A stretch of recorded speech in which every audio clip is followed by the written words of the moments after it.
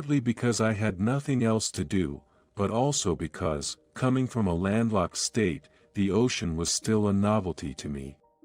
It was a feeling of longing, or being embraced. I just loved to spend my time gazing out at the sea.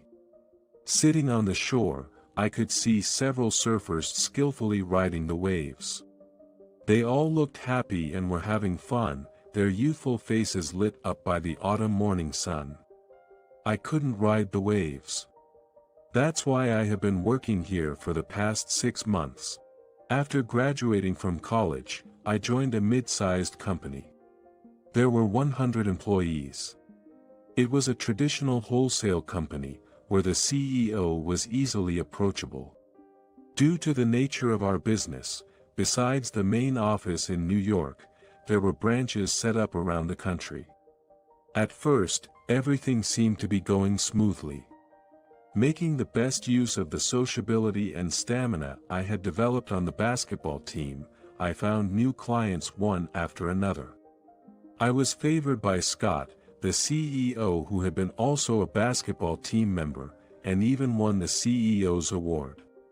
Until that day. In my 5th year of working, during the winter, I was developing a large client who seemed unlikely to do business with us. I visited them frequently, finding and solving their problems. Finally, I managed to persuade their manager, who decided to bring their director to a meeting. He was the final decision maker. To round up the key players, I asked our director and the CEO to join the meeting. He praised me greatly, and I was filled with anticipation. But then, the incident happened during the meeting. Our CEO accidentally talked about the competitor's confidential information. Feeling my blood run cold, I quickly tried to change the subject. By the way, your services are fantastic, especially that business model. But it was too late. The executive and the director from the other company, clearly displeased, said, "We're sorry, but we cannot do business with your company. I'm afraid I must ask you to leave." Though we pleaded, the two of them left the room. What do you think went wrong? On the way back, the CEO asked me. Maybe it was just my imagination, but his eyes seemed to have anger in them. I thought he might not realize his own mistake, so I answered honestly. It might not have been a good idea to talk about the competitor's confidential information. I was quite angry with him myself. That's not it. He said angrily. The conversation was going well until you steered it in a weird direction. You overstepped, you young upstart. Right, Jake? Then, to my surprise, Jake, the director known as the CEO's dog, said. "Yes, I think so too." As if to rub salt in my wound, the CEO added. "Carter, this mistake of yours is huge. Be prepared for the consequences." With that, they left in a taxi, without me. After that, I started facing overt hostility from the CEO. An unusual personnel decision was made, and I was sent to a branch in Maine, referred to as a demotion destination, starting 2 months later. I consulted Jake many times, pointing out the problem with the CEO's statement during the meeting, but all he said was, "I think you were at fault too. Your attitude towards Scott afterwards wasn't good either." Completely isolated within the company, I moved to the snowy coastal branch in Maine that spring. I carried a heavy heart. As the short summer ended and autumn arrived, my passion for developing new clients had completely faded, and all I thought about every day was going home early. I spent such a lifeless week, and somehow during the weekends, would watch the sea or lie on the beach. Remembering my time in New York and the incident during that meeting, I realized it was already noon. Tired of fast food, I decided to have lunch at a local inn that doubled as a diner. Rubbing the frown lines between my brows to smooth them out, and brushing the sand off my behind, I started walking slowly. When I arrived at the diner, I was surprised to see quite a few people there.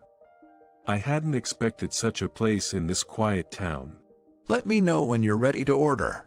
A kind-looking, plump old man, who seemed to be the diner owner, called out to me. Then he noticed the t-shirt I was wearing and looked surprised. Hey, were you on the South City High basketball team? That's impressive. They're a powerhouse. At that moment, I was wearing an old practice t-shirt from my high school days as pajamas. I thought, It's a common thing among young professionals who were in sports teams. to tell the truth, it was during my freshman year of high school that our basketball team made it to the Nationals for the first time since the school was founded. I was just cheering from the stands, but I still remember the thrill of that day. However, that was the only time our school went to the Nationals. That meant this old man must really know his basketball. We only made it to nationals once, not a really powerhouse. Do you know a lot about basketball? I know a bit because I used to coach a high school basketball team. But Bo, I better not get too excited, or my wife will scold me. The old man said shyly and disappeared behind the counter. My heart definitely felt lighter. It was the first time I had talked to someone outside of work since moving here, and the old man seemed like someone who could get excited about basketball.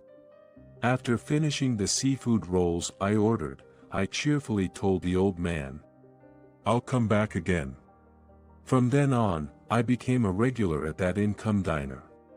The old man's name was Anderson, and he was an unabashed basketball enthusiast.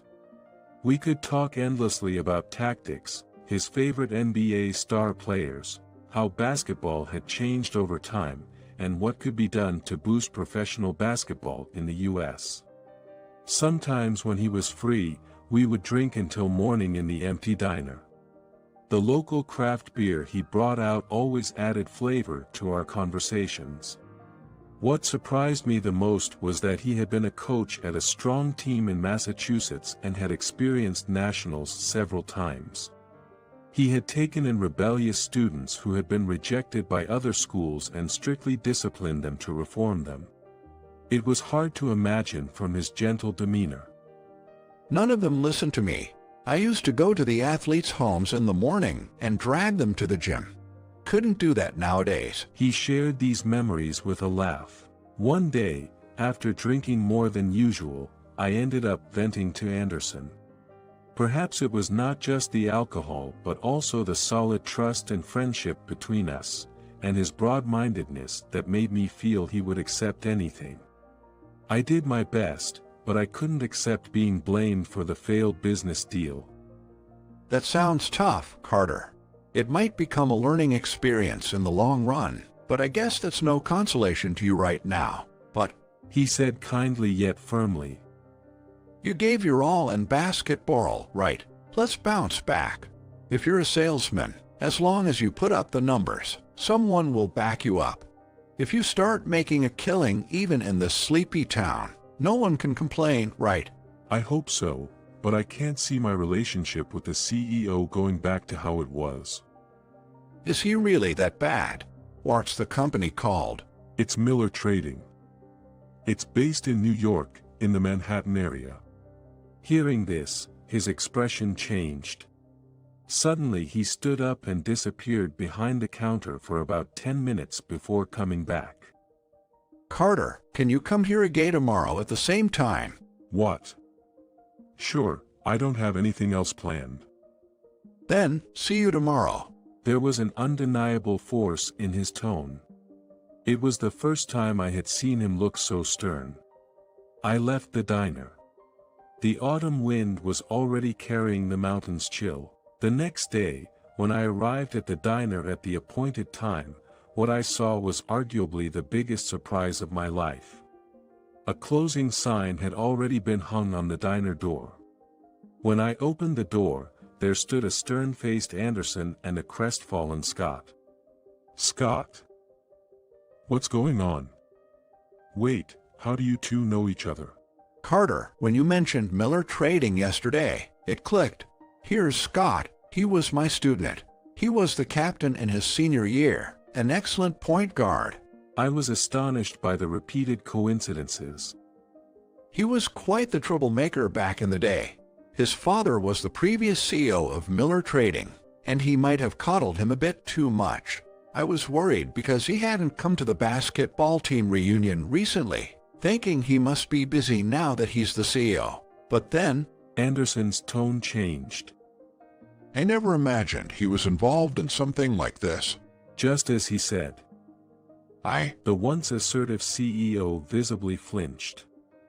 Combining what I heard from you, Carter, and what he's told me, there's no doubt he's in the wrong. Carter, you did nothing wrong. This guy has always been one to not show his weaknesses. Being a captain, the CEO, those are traits you need. But His voice shifted again. I've always told you to be considerate of others. You were the one who could do it best. Even those tough guys trusted you completely. Before I knew it, the CEO was crying. It's okay. Your spirit isn't dead yet. Carter, can you forgive him? He realized a long time ago that the business mishap was his fault, but he didn't want to show a weak side in front of his employees. He's been worried about you for the last 6 months, always thinking about apologizing. You might not believe it, but it's true. He's just that kind of guy.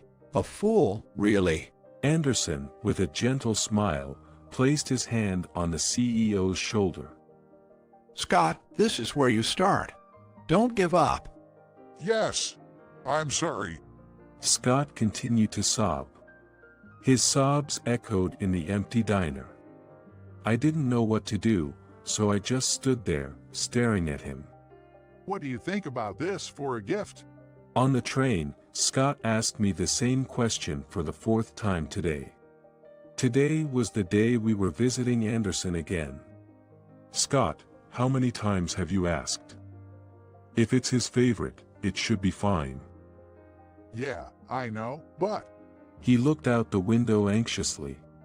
It's rare to see him looking so unsure. A precious moment indeed. I couldn't help but wonder how intimidating Anderson must have been in the past. Since that day, the typically autocratic, slightly abusive CEO had noticeably softened. He apologized at a morning meeting for the emotional personnel changes and for any discomfort he had caused the staff. And it wasn't just for show, he actively sought more opportunities to communicate with his employees. Some employees were still skeptical about his change. He still showed his temper now and then. Still, the sight of a nearly 60-year-old man genuinely trying to change himself was touching to everyone. I was one of them. Maybe some people are saints from the start, but I find people, who admit their mistakes and reflect on them, more trustworthy. Humans are imperfect at any age. That's why we can change, no matter how old we are. The other day, I got caught in a street survey. The theme was, the person you respect the most. I wrote down Scott's name, but I haven't told the anxious man sitting next to me on the train yet.